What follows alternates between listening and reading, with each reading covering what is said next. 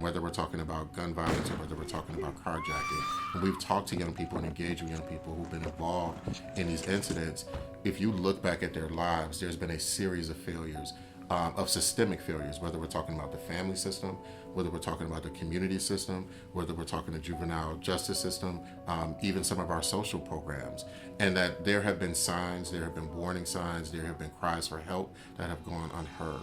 And so we can't throw away young people at 12, 13, 14, 15, 16, and 17. We believe that there has to be a level both of prevention and accountability.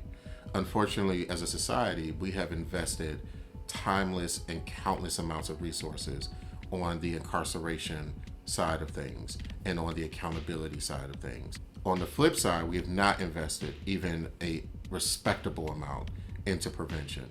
And I think if we look at these issues as a form of, there has been a breakdown and there needs to be some form of both healing and recovery. If we think about it in terms of recovery as opposed to incarceration, I think we will be more intentional about the services and supports that we ensure that our young people have access to before they end up in trouble. But then those that unfortunately do end up in trouble, how do we make sure that they have access to some form of restorative justice, mental health treatment, or other things to address some of the root causes of the behavior and the decision making that results in the tragedies that we see in our community. Studies consistently show that people actually come out more violent from being incarcerated than less. You're in an environment that perpetuates violence, that fosters violence. And so when we had this spike in carjackings in Milwaukee, you also had an institution that these young people were being sent to that were further abusing, neglecting them.